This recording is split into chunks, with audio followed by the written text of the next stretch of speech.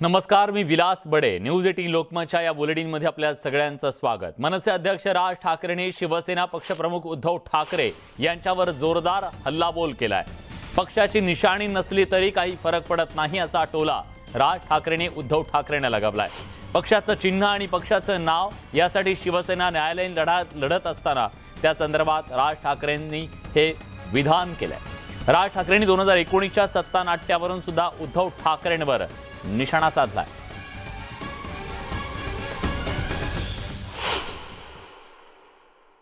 ज्याचे जास्ती आमदार त्याचा मुख्यमंत्री. जर ही गोष्ट अंडरस्टँडिंग मध्ये तुमच्या एकमेकांच्या जर ही ठरलेली आहे तर या 2019ला तुम्ही मागणी करूच कशी शकता जर तुमचे कमी आमदार आलेत तर शिवसेनेचे. म्हणजे मी पहिल्यांदा कमिटमेंट घेतली होती. कमिटमेंट 4 भिंतीमध्ये कमिटमेंट घेतली. माणसं कोण तिथे 2च. एक तर हे खरं बोलतायत किंवा हे खरं बोलतायत. मुळात पहिल्यांदा तुम्ही मागितलंच कसं. पंतप्रधान नरेंद्र मोदी ज्या वेळेला व्यासपीठावर भाषण करत होते त्यावेळेला त्या व्यासपीठावरती उद्धव ठाकरे बसलेले. नरेंद्र मोदी त्यांच्या भाषणामध्ये जाहीर भाषणात सांगतायत की आपली परत सत्ता येईल आणि सत्ता आल्यानंतर मुख्यमंत्री देवेंद्र फडणवीस होईल. अमित शहानी जाहीर भाषण केलं. त्या जाहीर भाषणामध्ये अमित शहा सांगतायत की सत्ता आल्यावरती मुख्यमंत्री देवेंद्र फडणवीस होईल. ऑब्जेक्शन त्याच वेळेला का नाही घेतलं. आक्षेप त्याच वेळेला का नाही घेतला. त्याच वेळेला त्यांना फोन केला का नाही. त्याच वेळेला तुम्ही भेटला का नाही की अरे तुम्ही माझ्याशी वेगळं बोललाय आणि व्यासपीठावरती वेगळं बोलताय का नाही बोललात तुम्ही. जो विचार आहे तो विचार मला पुढे न्यायचा आहे. ती गोष्ट जी आहे ती गोष्ट पुढे नेणं गरजेचं आहे. माझ्याकडे निशाणी असली काय नसली काय, नाव असलं काय नसलं काय यांनी काही फरक पडत नसतो. माझ्याकडे विचार आहे. सगळ्यात मौल्यवान गोष्ट कुठची असेल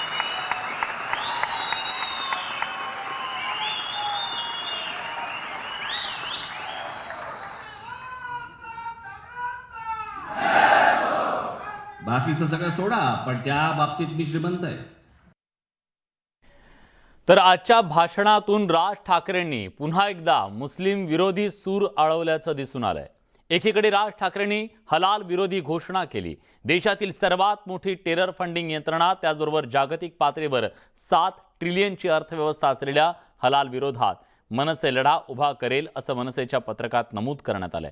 दुसरीकडे हिंदू देवी देवतांच्या नावावरून टीका केल्याप्रकरणी अकबरुद्दीन ओवैसी यांच्यावर सुद्धा मनसे अध्यक्ष राज ठाकरेंनी निशाणा साधला.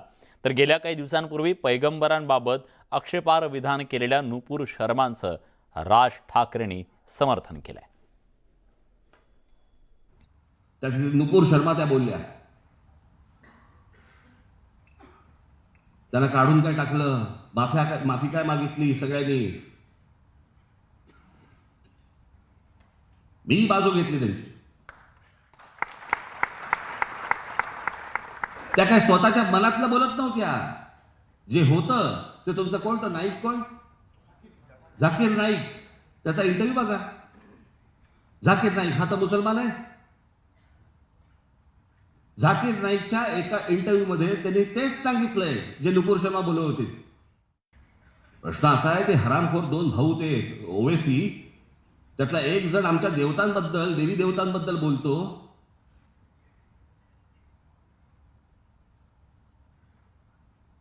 क्या नाम है उनके गणपती लक्ष्मी ये वगैरे वगैरे. शेवट काय बोललाय तो वाक्य. कैसे कैसे मनहूस नाम रखते हैं ये. आमच्या देवी देवतांचे नाव काय मनहूस. त्याला कोणी माफी मागायला नाही सांगणार या देशात. दरम्यान आपण कोणतंही बंड केलं नाही. बाळासाहेबांना भेटून शिवसेनेतून बाहेर पडल्याचं आज राज ठाकरेंनी सांगितलं. शिवसेनेतून बाहेर पडतानाचा सगळा घटनाक्रम यावेळी राज ठाकरेंनी कार्यकर्त्यांसमोर मांडला. तुमच्या विश्वासावर पक्ष उभा केल्याचंही राज ठाकरे यावेळी म्हणाले. मी त्याशी माझ्या मुलाखतीमध्ये मी सांगितलं ना. त्या मुलाखतकाराने मला विचारलं की भुजबळांचं बंड, नारायण राणेंचं बंड शिंदेचं बंड आणि तुमचं बंड. म्हटलं माझं बंड लावू नका त्याच्यात. हे सगळेजण गेले, हे एका पक्षात गेले आणि सत्तेत गेले. या तुमच्या राज ठाकरेने स्वर्गीय माननीय बाळासाहेबांना भेटून त्यांना सांगून मी बाहेर पडलेलो आहे. आणि रूमच्या बाहेर गेल्यावरती माननीय बाळासाहेबांनी मला बोलवलं. असे हात पसरले माझ्यासमोर, मला मिठी मारली आणि म्हणाले आता जा.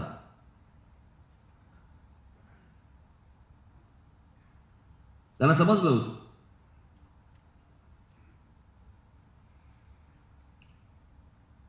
त्याच्यामुळे मी दगाफटका करून, गद्दारी करून, पाठीत खंजीर खुपसून असं नाही बाहेर पडलो मी. आणि बाहेर पडून दुसऱ्या कुठच्याही पक्षात नाही गेलो. तुमच्या विश्वासावरती पक्ष उभा केला.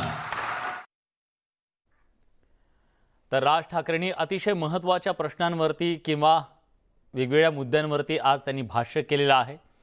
थेट सरपंच, थेट नगराध्यक्ष निवडीची पद्धत यंदापासून आता सुरू होणार आहे. पण या निवडणूक पद्धतीच्या निमित्तानं थेट मुख्यमंत्री होणार का याची विनाकारण चर्चा सुरू झाली आहे. थेट मुख्यमंत्री पदाची निवडणूक झाली तर राज ठाकरे मुख्यमंत्री होतील असा दावा मनसैनिक करू लागलेत.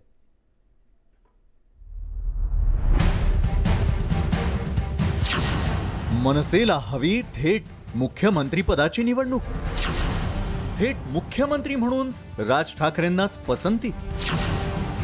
मनसे कार्यकर्त्यांच्या शिडात उत्साहाची हवा.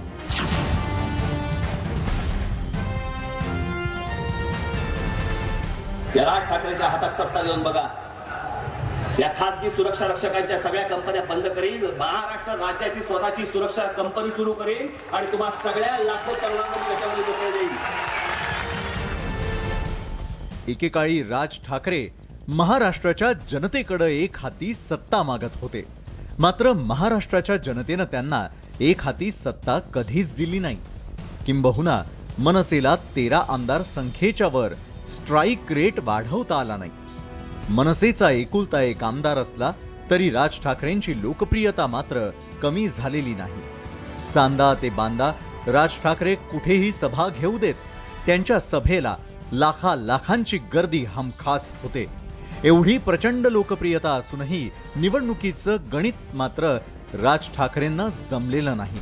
त्यातच थेट सरपंच निवडीच्या विधेयकावर बोलताना विरोधी पक्षनेते अजित पवारांनी सत्ताधाऱ्यांना थेट जनतेतून मुख्यमंत्री निवडत का नाही असा उपरोधिक सवाल केला होता. तुम्ही जर अशा पद्धतीनं डायरेक्ट नगराध्यक्ष जनतेतनं करायचं म्हणताय, मग डायरेक्ट मुख्यमंत्री देखील जनतेतनं करा ना. मुख्यमंत्री जनतेतनं केला असता तर तेही चाललं असतं. मनसेच्या कार्यकर्त्यांनी अजित पवारांच्या याच वक्तव्याचा संदर्भ घेत थेट मुख्यमंत्री पदाची निवडणूक व्हावी अशी इच्छा व्यक्त केली आहे. थेट मुख्यमंत्री पदाची निवडणूक झाली तर राज ठाकरेच मुख्यमंत्री होतील असं मनसे नेते प्रकाश महाजन यांनी सांगितलंय.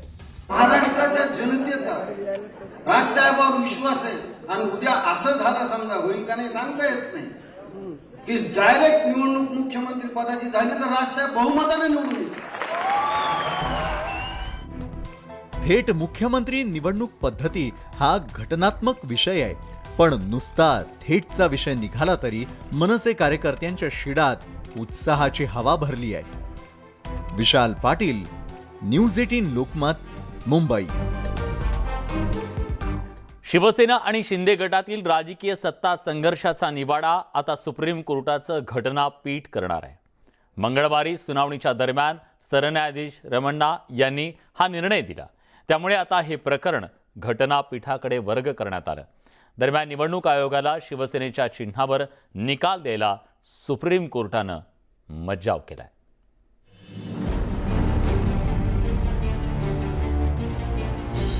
महाराष्ट्रातला सत्ता संघर्ष घटनापीठाकडे. सेना शिंदे संघर्षावर सुप्रीम कोर्टाचा निर्णय. धनुष्यबाण चिन्हावरच्या निर्णयाला ब्रेक. राज्यातील शिवसेना आणि शिंदे गटातील राजकीय संघर्षाची सुनावणी आता सुप्रीम कोर्टाच्या घटनापीठासमोर होणार आहे। सुप्रीम कोर्टाचे सरन्यायाधीश NV रमण्णा यांच्या 3 सदस्यीय खंडपीठानं हा निर्णय दिलाय। राज्यातील सत्ता संघर्षावर सुप्रीम कोर्ट कोणता फैसला सुनावणार याकडे अवघ्या राज्याचं लक्ष लागून राहिलं होतं। मात्र सुप्रीम कोर्टानं हे प्रकरण घटनापीठाकडे सोपवण्याचा निर्णय घेतलाय। सगळ्यात महत्त्वाची गोष्ट म्हणजे इतक्या दिवसांनी चाललेलं मॅटर आहे ते आता संविधान पीठापुढे म्हणजेच घटनापीठापुढे फायनली गेलेलं आहे। उद्धव ठाकरे यांच्या शिवसेनेला अभय देण्यात आलेला आहे निवडणूक आयोगामध्ये, त्यावर कोणती ठोस कारवाई किंवा मोठी ऍक्शन घेण्यात येणार नाही असा दिलासा मात्र उद्धव ठाकरे गटाला सुद्धा देण्यात आलेला आहे परवापर्यंत, हिअरिंग होईपर्यंत निवडणूक आयोगासाठी। आता सुप्रीम कोर्टातील 5 न्यायमूर्तींच्या खंडपीठापुढे राज्यातील सत्ता संघर्षाची सुनावणी होणार आहे। मात्र दरम्यानच्या काळात निवडणूक आयोगाला धनुष्यबाण या सेनेच्या निवडणूक चिन्हावर कोणताही निर्णय देता येणार नाहीये। शिवसेनेतील बंडानंतर शिंदे गटानं निवडणूक आयोगासमोर आपलीच खरी शिवसेना असल्याचा दावा केला, त्यावर निवडणूक आयोगानं शिवसेना आणि शिंदे गटाला आपलं म्हणणं मांडण्याचा आदेश दिला। मात्र आता गुरुवारपर्यंत निवडणूक आयोगाला चिन्हाविषयी निर्णय जाहीर करता येणार नाही। वेगवेगळे डावपेच आहेत हे सगळे डावपेच पक्षाला अडचणीत आणण्याचे। सगळ्यांना अख्ख्या महाराष्ट्राला माहिती आहे, देशाला माहिती आहे की शिवसेना कोणाच्या बाजूने आहे किंवा शिवसेना कोणाची आहे, परंतु अडथळे निर्माण करण्याचं काम चालू आहे आणि निवडणुकीत अडचणी आणण्याचं काम चालू आहे। चिन्ह गोठवण्याचा प्रयत्न होईल, केंद्र सरकार आहे त्यांच्या बाजूने, त्याच्यामुळे हे सगळे डावपेच खेळले जातात। सुप्रीम कोर्टात शिवसेना आणि शिंदे गटानं एकूण 5 याचिका दाखल केल्या। विधानसभा अध्यक्षांविरोधात अविश्वास प्रस्ताव प्रलंबित असताना आमदारांच्या अपात्रतेवर सुनावणी घेण्याचा त्यांना अधिकार आहे का याचा निवाडा घटनापीठाला करावा लागणार आहे। तसंच राजकीय पक्षातील लोकशाही आणि निवडणूक आयोगाच्या भूमिकेवरही घटनापीठासमोर सुनावणी होणार आहे। शिवसेनेतील 16 आमदारांच्या अपात्रतेचं प्रकरण आणि खरी शिवसेना कोणाची यावर आता घटनापीठ फैसला देणार आहे। Bureau report, news 18 Lokmat. वाशिमच्या खासदार भावना गवळींनी आज मतदारसंघात जोरदार शक्ती प्रदर्शन केलं। भावना गवळींनी शिंदे गटात प्रवेश केल्यानंतर त्यांनी पहिल्यांदाच वाशिममध्ये मेळावा घेतला।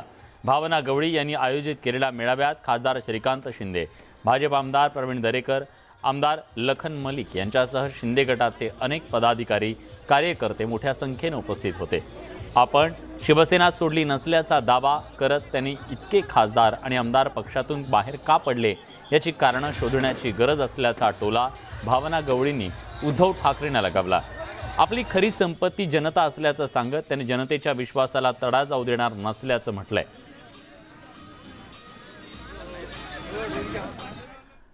अमरावतीच्या लोकसभेच्या जागेवर चंद्रशेखर बावनकुळेंनी केलेल्या दाव्यानं शिंदे गट नाराज झालाय। या संदर्भात माजी खासदार आनंदराव अडसूळ यांनी बावनकुळेंची तक्रार उपमुख्यमंत्री देवेंद्र फडणवीसांकडे केली।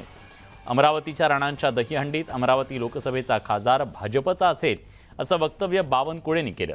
भाजप शिवसेना युतीच्या वाटपात अमरावतीची जागा शिवसेनेची आहे। शिवसेनेच्या जागेवर भाजप प्रदेश अध्यक्षांनी दावा केल्यानं शिंदे गटाचे शिवसैनिक नाराज झालेत। आता यावर फडणवीस काय भूमिका घेतात हे पाहणं औत्सुक्याचं ठरणार आहे। मी माननीय देवेंद्रजी गोविंदाजी आपल्या समोर या ठिकाणी सांगतोय की अमरावतीचा पुढचा खासदार हा कमळाचा असेल आणि बडनेराचा पुढचा आमदार सुद्धा हा कमळाचा असेल। पुढचा खासदार कमळावरचा राहणार नाही आणि माननीय आमदार पुढचे बडनेराचे कमळावरतीच राहणार आहे आणि त्यामुळे काही काळजी करू नका। बावनकुळे हे महाराष्ट्र प्रदेश भाजपचे आता अध्यक्ष झालेत आणि त्यांना असं वाटायला लागलं की आपल्या आकाशाला हात आता टेकलेले आहेत। तो अशा प्रकारची वक्तव्य जेणेकरून आपल्या झालेल्या युतीला बाधा आणतील अशा प्रकारची कुठल्या प्रकारची वक्तव्य आपण करू नये आणि श्रेष्ठीने त्याची दखल घ्यावी। विधिमंडळाच्या पायऱ्यांवरची आंदोलनं ही लक्षवेधी असतात। या अधिवेशनात तर ती अधिक लक्षवेधी ठरली आणि या प्रत्येक आंदोलनात सगळ्यात पुढे असणारे धनंजय मुंडे आज अचानक गायब झाले। त्यामुळे आंदोलनाचा केंद्रबिंदू असलेले मुंडे गेले कुठे अशी चर्चा विधिमंडळात सुरू होती।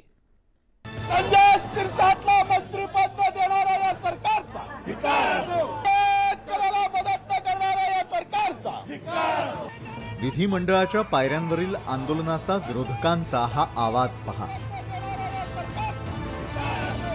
विधिमंडळ पायऱ्यांवरच्या आंदोलनाचं नेतृत्वच जणू धनंजय मुंडेंकडे होतं. सभागृहात काय होणार याची जणू चुणूक धनंजय मुंडे विधिमंडळाच्या पायऱ्यांवर दाखवून देत होते. धनंजय मुंडेंचा हा आक्रमक बाणा पाहून शेवटी मुख्यमंत्र्यांनी त्यांच्या भात्यातलं ब्रह्मास्त्र काढलंच. धनंजय मुंडे पण तिकडे होते. सगळे एवढा जोरात बोलत होते की ते किती वर्षाचे शिवसैनिक आहेत. एकदम म्हणजे असं बोलत होते बेंबीच्या देठापासून ओढून. तुमचा घसा एवढा खराब होईपर्यंत तुम्ही बोलले. आता तुमचा पण सगळा प्रवास मला माहित आहे ना, सगळा प्रवास माहित आहे. आता त्यावेळेस देखील आपल्या देवेंद्रजींनी प्रेम, दया, करुणा दाखवली. मुख्यमंत्र्यांचं सभागृहातलं वक्तव्य फक्त टाळ्या मिळवण्यासाठी नव्हतं. आपल्या देवेंद्रजींनी प्रेम, दया, करुणा दाखवली. त्यामुळे थोडा दाखवली ना, त्यामुळे तुम्ही त्यावेळे हे झालं. कसं आहे बघा, पण परत परत दाखवता येणार नाही. मुख्यमंत्र्यांच्या वक्तव्यानंतर अवघ्या काही तासातच करुणा शर्मांनी मुख्यमंत्र्यांची विधिमंडळात भेट घेतली. करुणा शर्मांची ही भेट योगायोग नक्कीच नव्हता. आज विरोधकांनी पुन्हा आंदोलन केलं, पण या आंदोलनात धनंजय मुंडे कुठंच दिसत नव्हते. आंदोलनातली त्यांची गैरहजेरी प्रकर्षानं जाणवत होती. यावर पत्रकारांनी आदित्य ठाकरेंना प्रश्न विचारला असता त्यांच्याकडेही त्याचं उत्तर नव्हतं. मुख्यमंत्र्यांनी काल निवेदनामध्ये कुठेतरी करुणा शर्मांचा अप्रत्यक्षपणे उल्लेख केला होता. नंतर करुणा शर्मा भेटीला आल्या होत्या. आजच्या आंदोलनामध्ये धनंजय मुंडे कुठे दिसत नाहीये. काय संबंध लावला? नाही पण खरे मुख्यमंत्री कोणच? धनंजय मुंडेंनी आज सभागृहात सत्ताधाऱ्यांवर हल्लाबोल केला, पण त्यात ती धार नव्हती. त्यामुळे धनंजय मुंडेंच्या आक्रमक बाण्याला अचानक काय झालं अशी चर्चा राजकीय वर्तुळात सुरू झाली आहे. उदय जाधव, न्यूज 18 लोकमत, मुंबई. ब्रेकनंतर तुमचं पुन्हा एकदा स्वागत. एक महत्त्वाची बातमी मंत्रालयातून येते. मंत्रालयात पुन्हा एकदा आत्महत्येचा प्रयत्न झाल्याचं कळतंय. अज्ञात व्यक्तीला खाली उतरवण्यात यश आलेलं आहे. तो तरुण मराठा क्रांती मोर्चाचा कार्यकर्ते असल्याचं सुद्धा कळतंय. मराठा क्रांती मोर्चाच्या वतीनं गेल्या काही दिवसांपासून सातत्यानं आवाज उठवला जातोय मराठा आरक्षणाच्या संदर्भात, आणि या कार्यकर्त्यानं आज आत्महत्या करण्याचा प्रयत्न केल्याचं कळतंय, पण त्याला तिथून बाहेर काढलेलं आहे. त्याला खाली उतरवल्याचं सुद्धा कळतंय. प्रशांत बाग आपले प्रतिनिधी आता आपल्यासोबत आहेत. प्रशांत, काय घडलं नेमकं? आपल्याला माहिती आहे की मुख्यमंत्री एकनाथ शिंदे यांनी कालच खरं तर मराठा क्रांती मोर्चाचे रमेश केरे आणखी 8 जणांच्या शिष्टमंडळासोबत भेट घेतली. ज्या पद्धतीनं वेगवेगळे निर्णय धडाक्यानं सरकार घेत आहे, पण मराठी क्रांती मोर्चा आणखी आरक्षण या सगळ्या विषयाचा योग्य तो निर्णय अजूनपर्यंत मिळत नाहीये. युवकांना दिलासा मिळत नाहीये. गुन्हे जे दाखल झाले ते सुद्धा अद्यापपर्यंत मागे नाहीये. त्यामुळे रोष जो आहे तो रोष अजूनही काहीसा कायम आहे, आणि याचाच एक प्रतिकात्मक निषेध करण्यासाठी खरं तर युवराजनं हे पाऊल उचललं असं मानलं जात आहे. पण त्याला यशस्वीरित्या खाली उतरवण्यात यश मिळालंय. सुरक्षा यंत्रणा अधिवेशन सुरू असल्यामुळे मंत्रालयाच्या सगळ्याच भोवती, विधान भवनाच्या सगळ्याच भोवती योग्य त्या ठिकाणी फिरतायत. पण सगळ्यात महत्वाचं आहे की असं पाऊल उचलण्याची वेळ का येते आणि वेळ का यावी, याचबरोबर एक सगळ्यात मोठा प्रश्न उपस्थित झालाय की मंत्रालयाची सुरक्षा व्यवस्था अजूनही ऐरणीवर आहे. अशा प्रकारचं जर का एखादा कोणताही व्यक्ती किंवा युवक आत्महत्या करण्यासाठी किंवा कोणत्या उद्देशाने जर का इमारतीवर चढत असेल तर इमारतीची सुरक्षा व्यवस्था कितपत गांभीर्याने घेतली जाते हाही प्रश्न नक्कीच येतोय. आज खरं तर मंत्रालय, विधान भवन, अधिवेशन, एका व्यक्तीने स्वतःला, सुभाष देशमुख यांनी स्वतःला जाळून घेण्याचा प्रयत्न केला. एक 88 वर्षीय व्यक्ती आहे, त्यांनी स्वतः आत्महत्येची परवानगी मागितली. तर तिसरीकडे हे कृत्य जर का आपण बघितलं, युवराज हा इमारतीवर चढलाय. सगळ्या ठिकाणी पोलीस जरी धडाक्यानं काम करत असले तरी मंत्रालयामध्ये अशा इमारतीवर सुरक्षा व्यवस्था बेधून हा युवक चढलाच कसा, हा प्रश्नही तितकाच महत्वाचा आहे. अर्थात त्याचा निषेध तोही महत्वाचा आहे. सरकारनं गांभीर्यानं घ्यावं एवढीच अपेक्षा व्यक्त होत आहे. धन्यवाद प्रशांत विंद्रेडे सगळ्या सविस्तर माहितीबद्दल. तर या तरुणाला आता खाली उतरवण्यात आलेलं आहे. मंत्रालयात पुन्हा एकदा आत्महत्येचा प्रयत्न झालाय. मराठा समाजाच्या विविध मागण्यांच्यासाठी म्हणून या तरुणानं हे पाऊल उचलल्याचं कळतंय. सध्या अधिवेशन सुरू आहे आणि आजच एका शेतकऱ्यानं सुद्धा मंत्रालयाच्या समोर आत्मदहन करण्याचा प्रयत्न केलेला होता. पण आता आणखी एक अशा प्रकारचा प्रयत्न आत्महत्येचा हा मंत्रालयात एका तरुणाकडून करण्यात आलेला होता. स्वाभाविकपणे पुन्हा एकदा प्रश्न निर्माण झालाय तो सुरक्षेच्या संदर्भातला, पण या तरुणाला खाली उतरवलं गेलेलं आहे. मराठा समाजाच्या विविध मागण्यांच्यासाठी म्हणून या तरुणानं हे टोकाचं पाऊल उचलण्याचा निर्णय घेतल्याचं बोललं जात आहे, पण आता सुरक्षा यंत्रणांनी त्याला तिथून सुखरूपरित्या बाहेर काढल्याचं कळत आहे. आपल्या विविध मागण्यांच्यासाठी सध्या वेगवेगळी शिष्टमंडळं ही मुख्यमंत्री उपमुख्यमंत्र्यांना भेटत आहेत आणि अशा परिस्थितीमध्ये राज्यात मराठा समाजाच्या मनातली जी अस्वस्थता आहे ती वेगवेगळ्या आंदोलनांच्या माध्यमातून उमटतानाही दिसते.